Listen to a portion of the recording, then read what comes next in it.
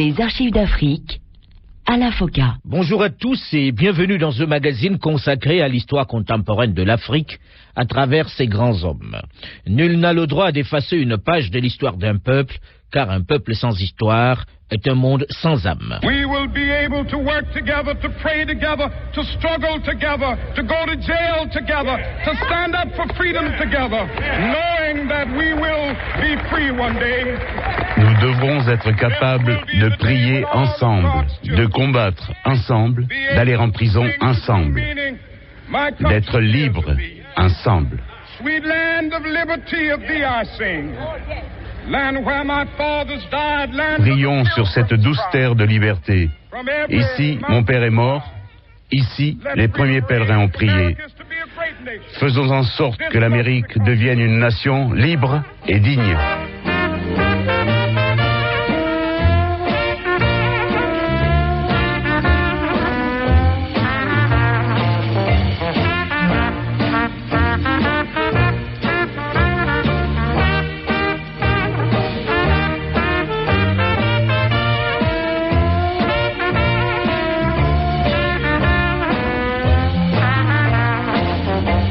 L'histoire contemporaine du peuple noir, rarement un leader aura autant marqué les siens que Martin Luther King, l'apôtre de la non-violence.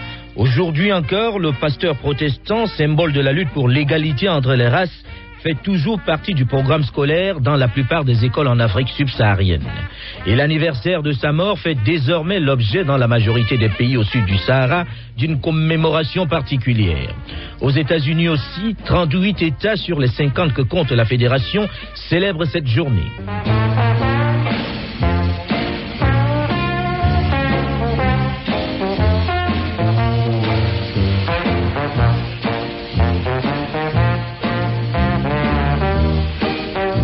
Au début des années 50, la guerre de sécession est certes terminée depuis longtemps déjà, mais on continue de vivre aux États-Unis dans un climat de racisme tel que noirs et blancs se côtoient sans vraiment jamais se rencontrer. Chaque communauté vit à part et tous les droits appartiennent aux blancs, les noirs étant des citoyens de seconde zone. Décembre 1955, dans l'État d'Alabama, la justice américaine condamne une jeune couturière noire à la peine de prison pour avoir refusé de céder sa place dans le bus à un blanc. C'est la goutte d'eau qui fait déborder le vase pour Martin Luther King, le jeune pasteur noir qui vient d'être nommé à Montgomery, la capitale de l'Alabama. Avec la chanteuse Coretta Scott, il décide de lancer un mot d'ordre de boycott. Frères, puisqu'on ne veut pas de noirs dans les bus, cessons de les emprunter. All of the other shallow things will not matter. I won't have any money to leave behind. I won't have the fine and luxurious things of life to leave behind. But I just want to leave a committed life behind. Then my living will not be in vain. La communauté tout entière va se mobiliser. Et pendant 381 jours, les 50 000 Noirs de Montgomery vont arpenter les trottoirs. Les bus de la ville tournent à vide et frôlent la faillite. Ce qui, au pays du capitalisme, est un crime, et en l'occurrence, celui de lèse-majesté. L'affaire prend une ampleur nationale. Le jeune pasteur est jeté en prison sous divers prétextes. Les menaces contre lui pleuvent par lettres et par téléphone. Sale nègre, nous te ferons péter le crâne. Mais tout cela ne réussit pas à le calmer. En cette fin d'année 1956, Martin Luther King est devant les tribunaux, lorsque la Cour suprême des États-Unis d'Amérique déclare illégale la ségrégation dans le bus. La non-violence vient de remporter sa première victoire, et Martin Luther King est désormais dans l'œil du cyclone.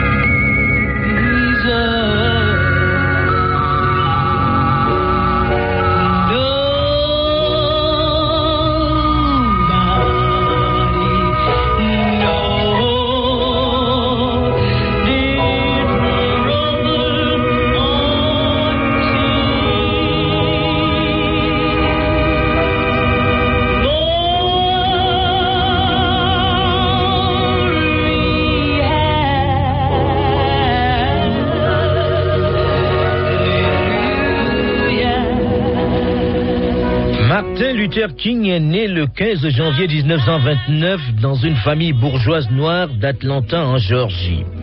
Son père est le pasteur de l'église baptiste Ebenezer et sa mère est professeure.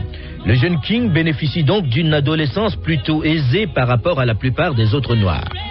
En 1942, il fréquente le lycée Booker T, où il se fait remarquer par son pessimisme religieux. Don Juan, sa voix de baryton et ses tenues toujours soignées attirent les filles. Excellent danseur de boogie-woogie, l'adolescent développe aussi un don d'orateur récompensé par un prix d'éloquence. Alors que son père veut le voir devenir pasteur comme lui, il préfère étudier la sociologie. Mais l'influence de certains de ses professeurs le pousse à jeter un regard positif sur la religion. Il est ordonné pasteur en 1947. Diplômé en sociologie en 1948, il prépare ensuite une licence en théologie. Il lit aussi Marx et Lénine. Mais la grande révélation reste la rencontre avec la vie et l'action de Gandhi. Après avoir tout lu sur le leader indien, King en arrive à la conclusion que le Mahatma vient de lui montrer la meilleure voie pour dompter sa colère et la transformer en une force positive et créatrice. Diplômé de Creuseur en juin 1951, il va encore étudier la philosophie et la théologie dogmatique à l'université de Boston.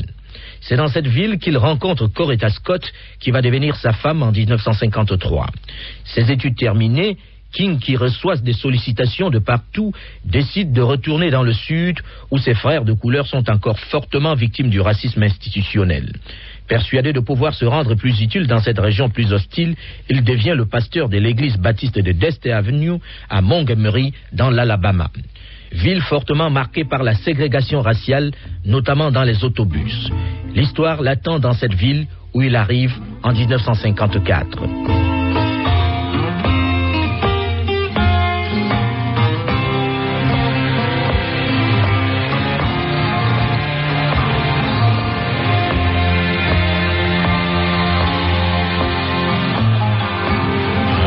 The blues before sunrise, tears standing in my eyes. I got the blues before sunrise, tears standing in my eyes. It's such a miserable feeling.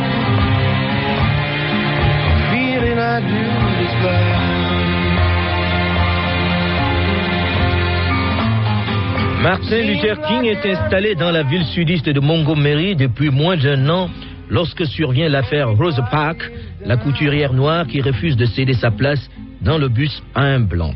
Sa condamnation par la justice américaine va donner l'occasion au jeune pasteur baptiste de montrer non seulement son sens de l'organisation, mais aussi son charisme. À son appel de boycott des autobus de la ville, 98% des Noirs décident de se rendre à leur travail à pied ou dans des voitures privées utilisées collectivement. Martin Luther King et d'autres leaders sont arrêtés pour boycott illégal, mais une instance supérieure révoque la sentence. Le 13 novembre 1956, après 1 an de boycott, la Cour suprême déclare illégale la ségrégation raciale dans les autobus. Mais cela ne signifie pas pour autant la fin de l'apartheid. Et les Noirs des États-Unis découvrent un nouveau leader et comprennent un peu plus qu'avec une bonne mobilisation et une structure bien huilée, ils peuvent obtenir quelques changements. Une nouvelle organisation noire se crée, le Rassemblement des leaders chrétiens du Sud, la Southern Christian Leadership Conference, la SCLC. Martin Luther King en est élu président. Il le demeurera d'ailleurs jusqu'à la fin de sa vie. King se préoccupe de trouver une stratégie efficace pour lutter contre l'injustice et met au point la technique de l'action de masse non violente. Ces manifestations, toujours très soigneusement préparées, regroupent une foule considérable. Les participants sont entraînés à garder leur calme et à résister aux provocations à la violence. Le SCLC organise des occupations silencieuses ou sit-in dans les restaurants, magasins et autres lieux publics. Il fait aussi des marches de la liberté où la foule chante « We shall overcome », « Nous vaincrons », devenu l'hymne du mouvement.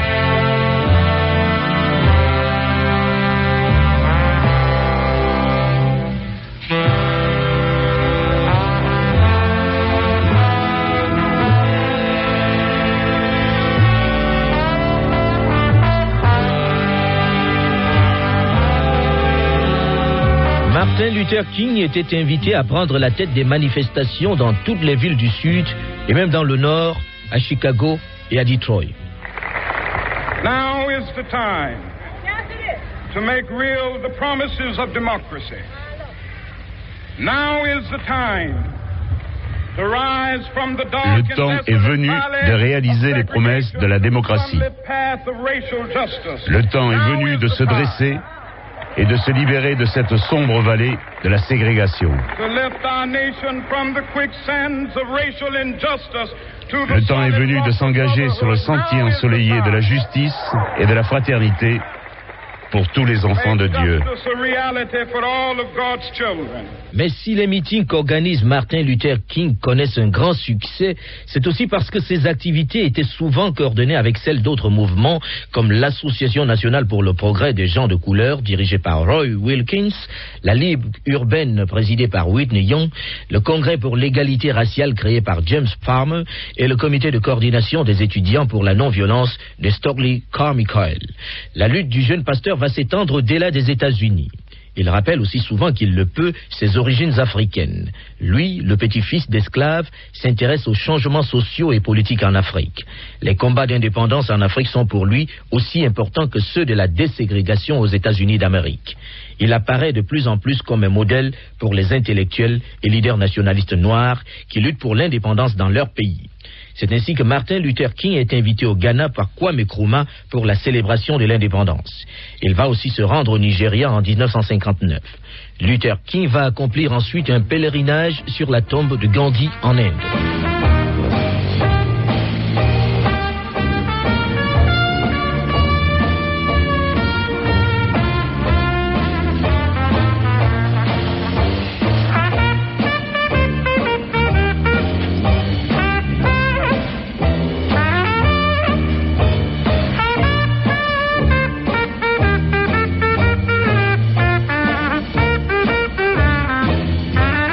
Martin Luther King parcourt des centaines de kilomètres dans le sud des États-Unis et prononce autant de discours. Dans ce quartier de Los Angeles, les Noirs sont pour un grand nombre chômeurs et vivent dans des conditions épouvantables. Les écoles sont surchargées, ceci prouve la négligence avec laquelle on traite les habitants de Watts. Et ces conditions de vie ont provoqué le désespoir des Noirs.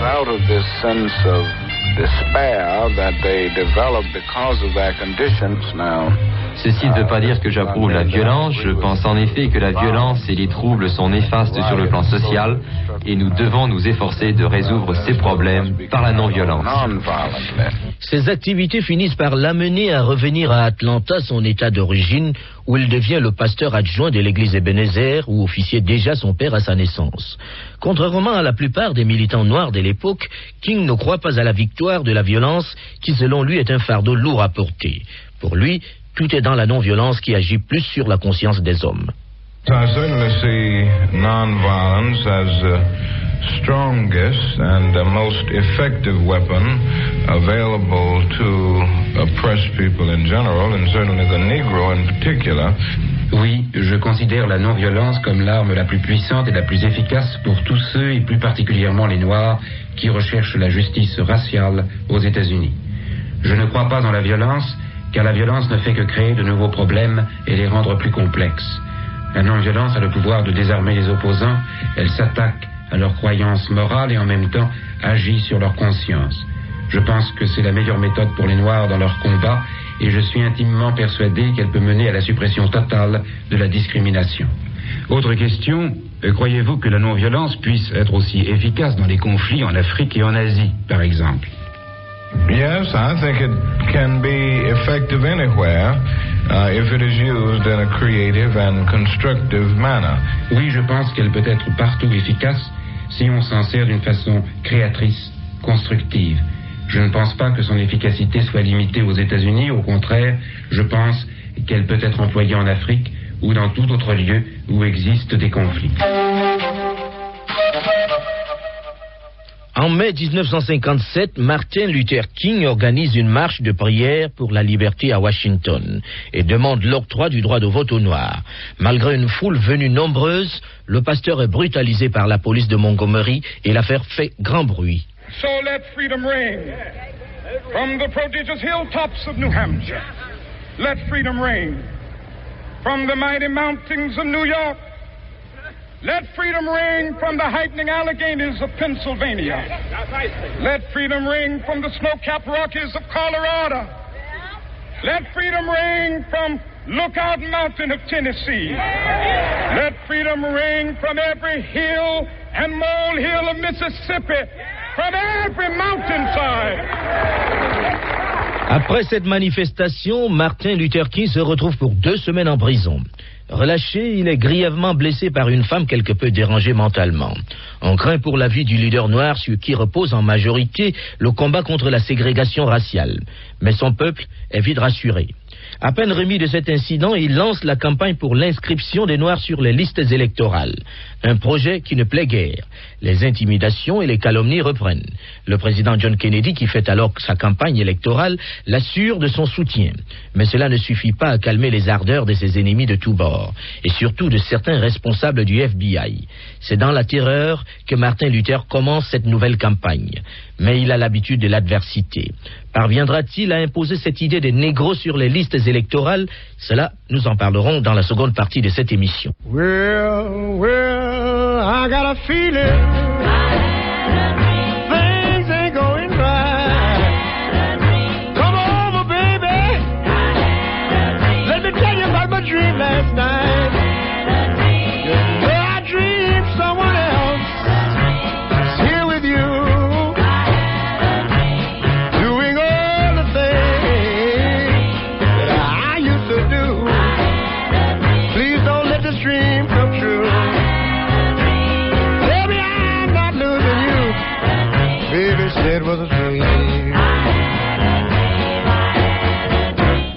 Well, you know I came home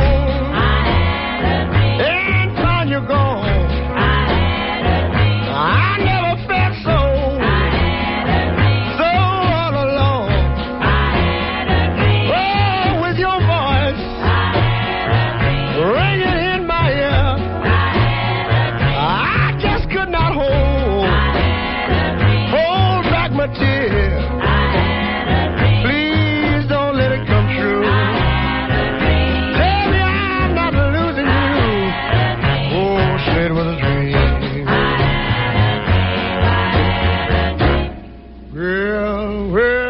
Well, it seems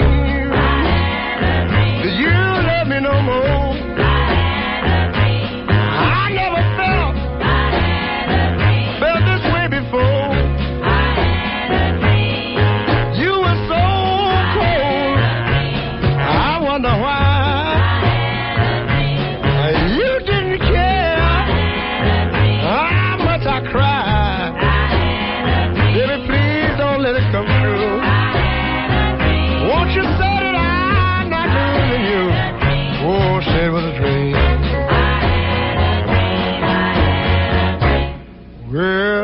Well, you know I begged you. Well, come back fast. You know without you, baby, I know I couldn't last. Oh, but you would not listen to my plea.